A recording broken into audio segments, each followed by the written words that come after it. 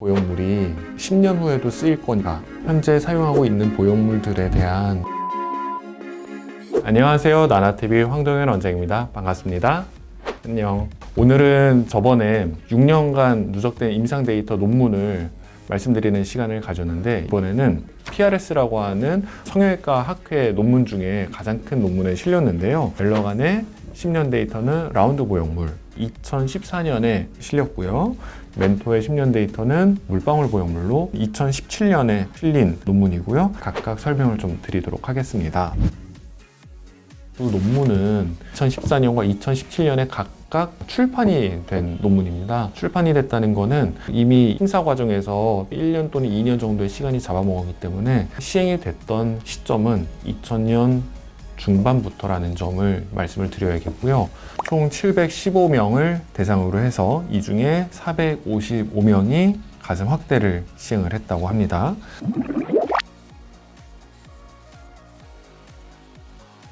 가슴 확대 수술에 있어서 파열률, 보형물 파손율이 9.3% 나왔고요. 그리고 구형 구축률은 18.9%가 나왔습니다. 재수술 확대인 경우는 보형물 파손 파열률은 5.4%, 구형 구축률은 28.7%로 나왔습니다. 보형물로 따져서 보면요, 한 환자당 2개가 들어가니까 전체 보형물로 따져서 보형물의 파손율, 파열률을 보면은 7.7%로 결론이 났습니다. 그리고 MRI를 통해서 검사를 진행했다고 합니다.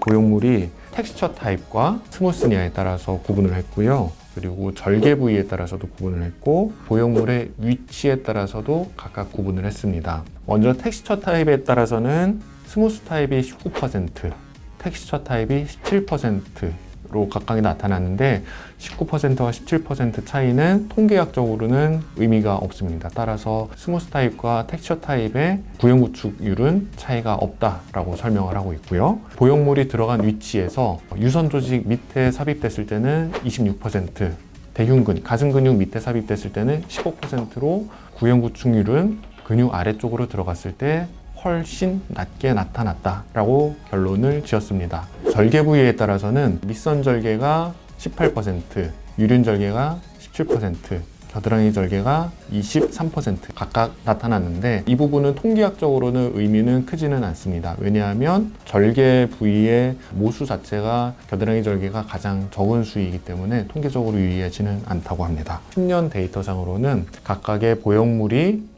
스무스와 텍스처에서는 차이가 없고, 그리고 보형물의 위치에 따라서는 근육 아래로 들어갔을 때가 구형 구축률이 더 낮게 나온다라고 결론을 짓고 있습니다. 5점 만점을 가장 만족한 경우로 쳤을 때 4.7점의 만족도를 환자들이 체크를 하였고요.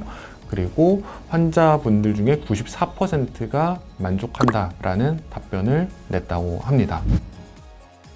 멘토 10년 스터디는 955명의 환자들을 대상으로 시행을 하였고요. 이 중에 572명이 1차 가슴 확대 수술을 시행한 환자였습니다. 그리고 124명이 재수술 가슴 확대를 시행하였고, 나머지는 가슴 재건 수술을 시행한 논문입니다.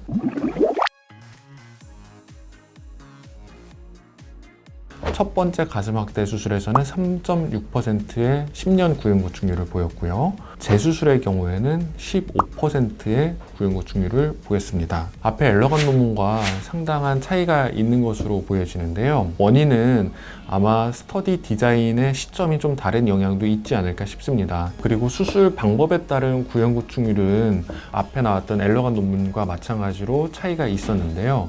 근육 아래에 삽입했을 때는 3%의 구형 구축률을 보였지만, 유선 조직 아래쪽에 보형물이 삽입되었을 때는 7.7%로 구형 구축률이 확연히 올라가는 그러한 양상을 보인 것을 확인할 수 있었습니다.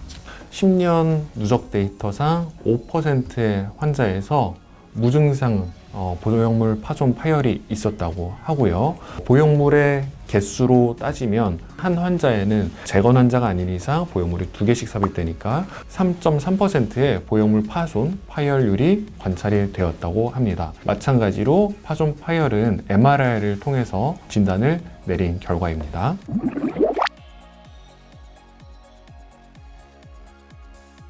평균적으로 2.1인치의 흉곽 사이즈가 증가를 했고 컵 사이즈로는 2.2컵이 커지는 효과를 느꼈다고 합니다.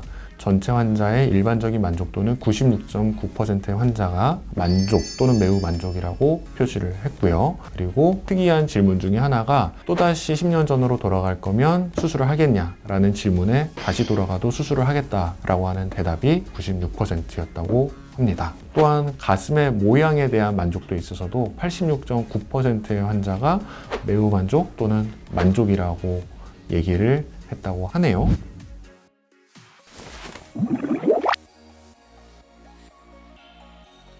수술 후 만족도에 있어서는 어떤 보형물을 쓰던지 간에 만족도에 있어서는 차이가 전혀 보이지 않았습니다.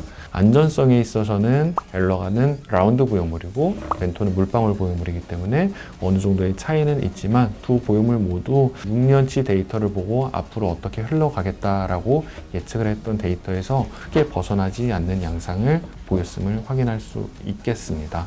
엘러건과 멘토 이 두 가지 보형물의 안전성에 있어서는 구형구축률, 파손율 이 두 가지로 비교를 해보면 수치적으로는 멘토사의 보형물이 조금 더 구형구축도 낮고 파손 파열율도 낮게 나타나는 것은 사실이나 두 스터디에 시행된 시점이 다르고 수술한 집도이들도 상당히 차이가 있기 때문에 이러한 통계적인 유의성을 비교하는 데 있어서는 조금 주의를 기울여야 되는 것은 사실이기는 합니다.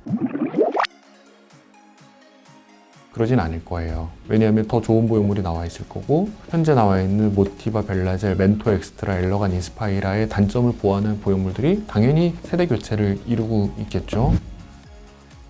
이 논문을 통해 가지고 유추를 할 수 있는 거는 현재 사용하고 있는 보형물들에 대한 추론인 거죠. 10년 전에 사용했던 전 세대 보형물들이 이런 데이터를 보였는데 지금 사용하고 있는 대체한 보형물들은 어떤 데이터를 보일 것인가 그런 추론을 할 수 있는 거고 그리고 현재 사용하고 있는 보형물도 이미 3년, 6년 정도의 데이터는 보여졌고 기존의 6년과 10년 데이터를 봤을 때 이런 식으로 흘러갔다면 현재 사용하고 있는 보형물의 6년 데이터도 10년 후에는 비슷하게 흘러가지 않을까라는 합리적인 추론을 통해서 안전하다고 얘기를 할 수 있는 거죠.